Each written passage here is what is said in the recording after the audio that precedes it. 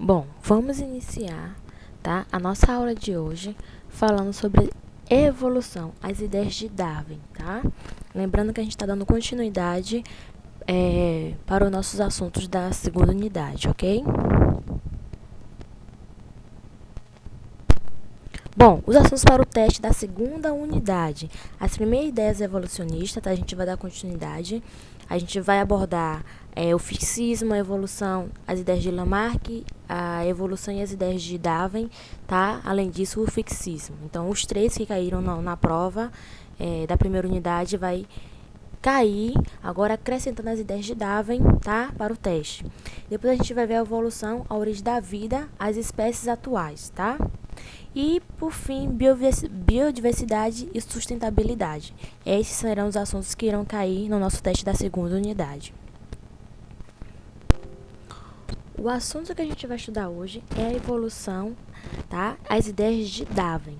Bom, o inglês Charles Darwin é conhecido como pai da teoria da evolução, mas, ao contrário do que se costuma pensar, em ciências poucas descobertas são feitas por uma pessoa só, tá? De uma hora para outra, tá? A gente vai ver a seguir o contexto que influenciou Darwin a desenvolver as principais ideias da teoria da evolução, ok? Então a gente vai começar com as observações de Darwin, tá? Em 1831, Charles Darwin participou de uma expedição cuja missão inicial era exportar a costa da América do Sul e depois ir para Nova Zelândia e para a Austrália. A viagem no navio HMS, tá? Começou em 1831 e durou quase 5 anos. Bom, nessa época, tá? Na época dessa viagem, ainda era comum a ideia do fixismo, que, como vimos, afirmava que as características de animais e plantas não eram alteradas ao longo do tempo, tá? A existência de fósseis, como já mencionado, sugeriram que organismos diferentes dos atuais tinham habitado a Terra no passado. Além disso, descobertas no campo da geologia começavam a revelar que o planeta Terra tinha passado por muitas transformações. Então, Darwin esteve no Brasil por 2 vezes, tá? Nos trajetos de ida e de volta de sua viagem, passou por Fernando de Noronha, Salvador, Recife, Abrolhos e Rio de Janeiro. Tá? O naturalista ficou fascinado com a exuberância da floresta tropical, mas chocado com a presença dos africanos escravizados.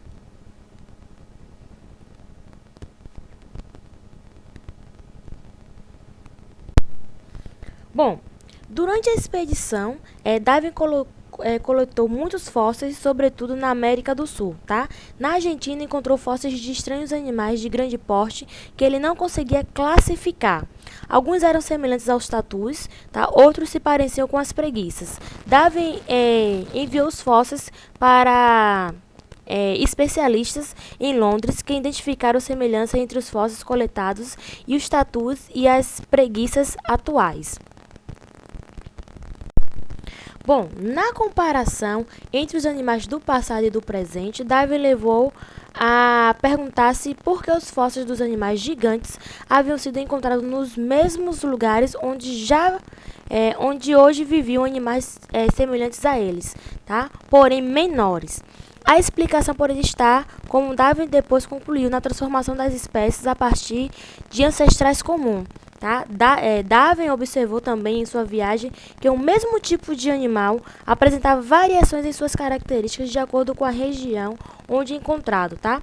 Por exemplo, a ema é encontrada no norte do Patagônia. Era um pouco diferente da ema do sul da Patagônia. Tá? A Patagônia está localizada no sul do Chile e da Argentina.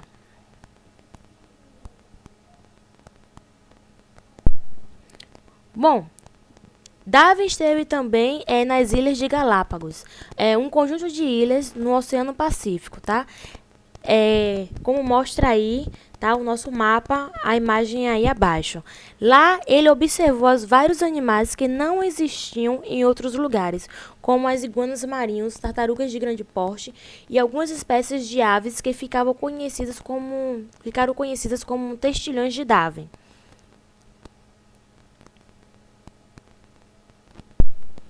Durante a visita às ilhas, Darwin não deu muita atenção aos textilhões, que se diferenciavam principalmente pelo tamanho e o formato do bico.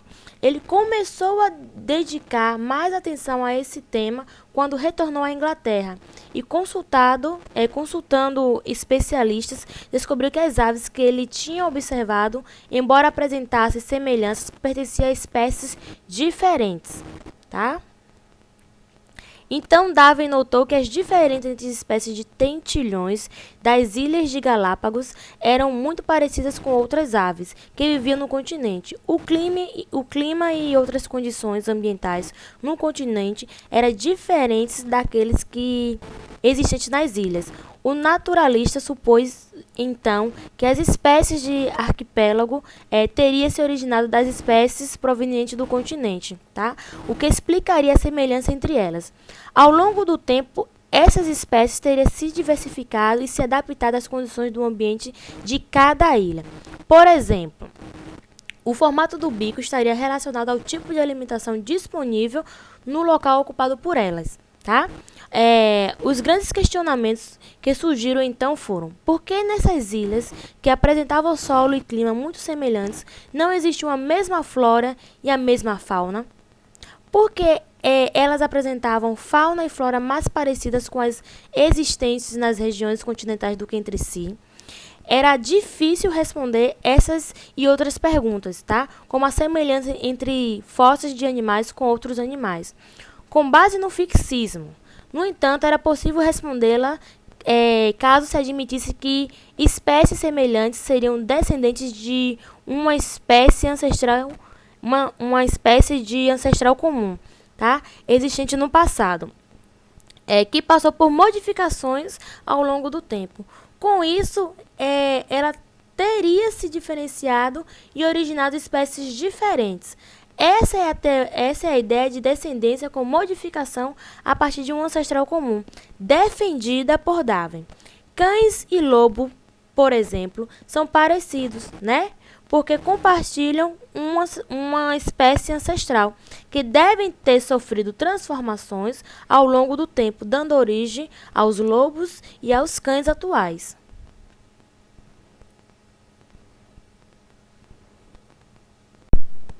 Bom, a explicação de Darwin, tá? A seleção natural.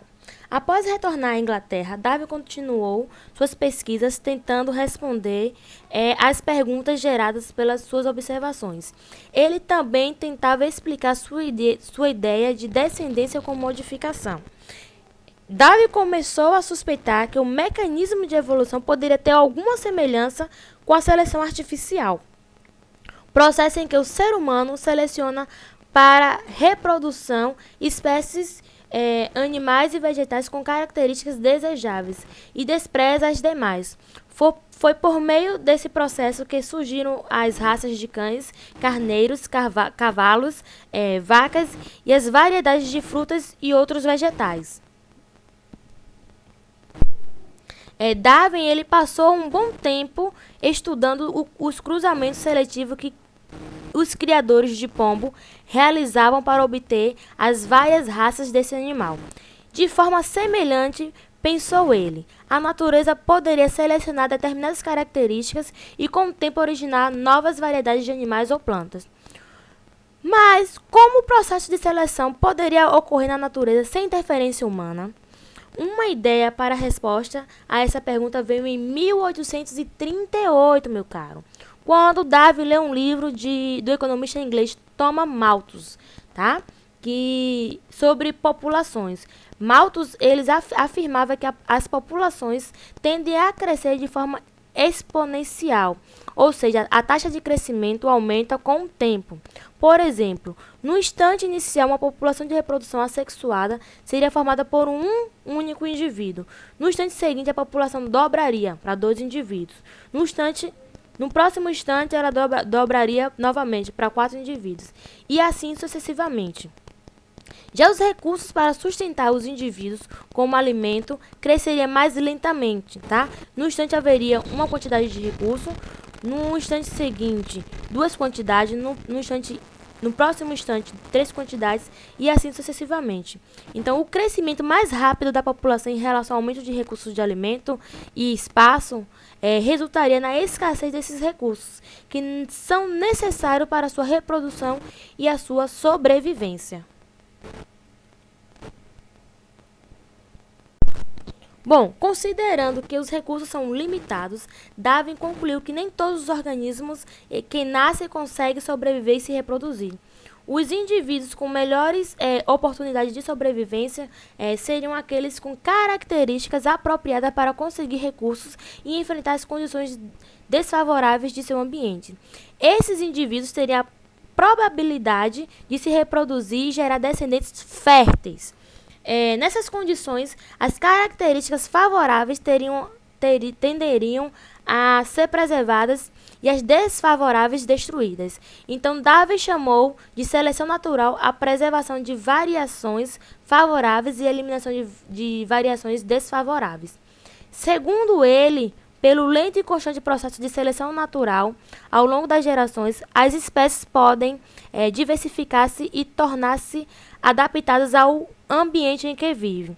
Dessa forma, as variações e a seleção natural dariam origem às características que facilitam a sobrevivência e a reprodução de um organismo em determinado ambiente. No Polo Norte, por exemplo, um urso com boa cobertura de pelos está mais adaptado do que um urso com poucos pelos, tá? As adaptações são, portanto, características que facilitam a sobrevivência e a reprodução de um organismo em determinado ambiente, tá? Essas adaptações são resultado de variações entre os indivíduos e o processo de seleção natural.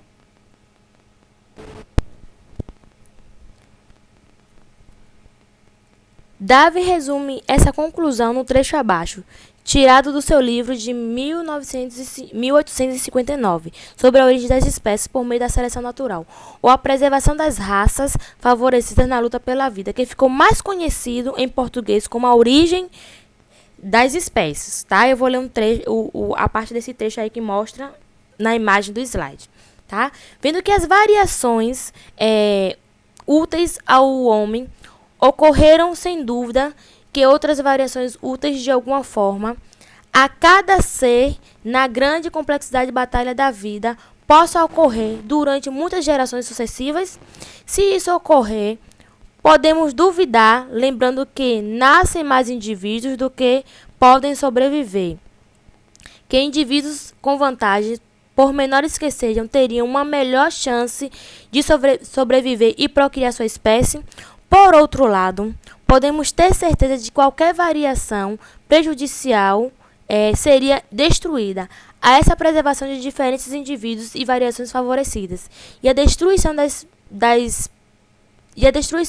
das prejudiciais chamei de seleção natural, ou a sobrevivência mais preparado, tá? Então essa foi uma citação de Darwin.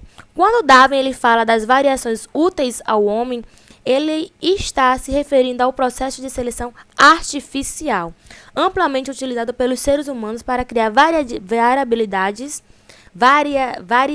na verdade, de plantas, cães e gados, tá?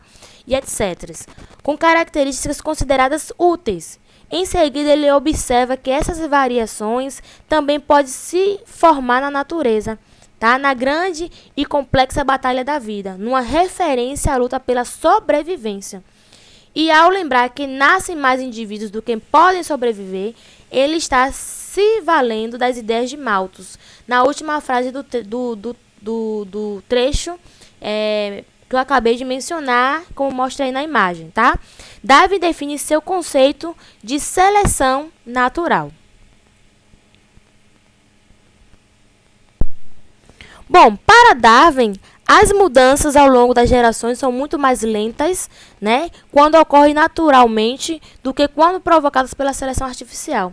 Diz ele em Origem das Espécies, na mesma edição citada anteriormente, tá? Como são fugazes os desejos e esforços dos homens? Como seu tempo é curto, consequentemente, como serão pobres seus resultados, comparados com os acumulados pela natureza durante várias eras geológicas, tá? Darwin, ele mostra, né, um esquema de como a seleção natural promove uma mudança nas populações, tá? Nessa figura aí, que eu coloquei no slide, você pode observar que a frequência de ratos da cor clara na população está aumentando, tá, ao longo das gerações, e os ratos da cor escura diminuindo. Isso está acontecendo porque nesse ambiente em particular, as corujas se alimentam de ratos, localizam com maior facilidade os ratos de cor escura do que os ratos de cor clara, já que estes últimos, cuja cor se confunde com a cor do solo, ficam mais camuflados. Sob essas condições, no futuro, a população poderá ser formada apenas por ratos de cor clara, tá? Bom, a gente vai ver agora, tá, como o conceito da seleção natural de Darwin explica a língua comprida do tamanduá, tá, que a gente viu lá em Lamarck. Em uma população inicial de tamanduás, alguns indivíduos possuíam língua mais compridas que outras. Por isso, tinha maiores chances de capturar insetos e, consequentemente, de sobreviver até a fase adulta e se reproduzir. Essas características hereditárias foram transmitidas às gerações seguintes. Assim, o número de tamanduás com língua maior do que a média aumentou ao longo das gerações, o que significa a frequência, que é um número relativo, de animais de língua mais comprida aumentou de maneira gradativa na população, tá? Aqui eu coloquei no slide outro exemplo, que é interessante, a relação entre a orquídea e a mariposa, tá? Lembrando que as espécies aí estão em itálico, tá? Seguindo a regra de nomenclatura do nome das espécies. A partir de seus estudos e observando essa orquídea, Darwin imaginou que deveria existir um inseto que tivesse uma estrutura bucal suficientemente longa para alcançar o néctar dessa flor. Só depois de algum tempo, a mariposa que se alimenta do néctar dessa orquídea foi encontrada e descrita, tá? Nesse caso, a ideia da seleção natural foi capaz, na verdade, de prever as características e a possível existência de um animal ainda não descoberto.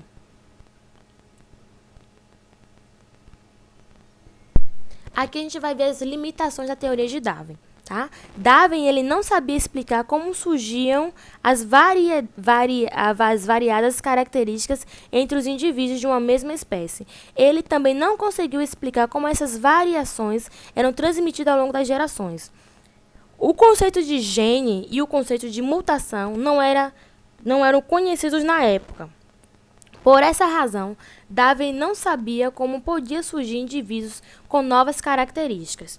Darwin, assim como outros cientistas da sua época, desconhecia o trabalho de Mendel em genética ou não avaliou bem a sua importância.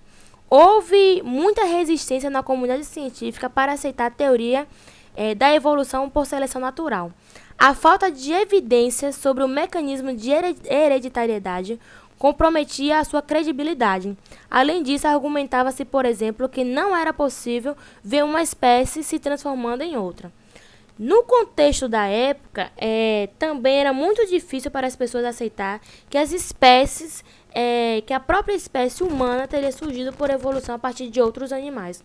No ano de 1871, Darwin expôs com mais detalhes essa ideia no livro A Descendência do Homem, tá? E Seleção em Relação ao Sexo, tá? Nas primeiras décadas do século XX, porém, houve uma síntese entre as ideias de Darwin, as leis de Mendel e o conhecimento do gene e das mutações, entre outras descobertas, que deu origem à teoria sintética da evolução, tá? O que será estudado nos próximos capítulos.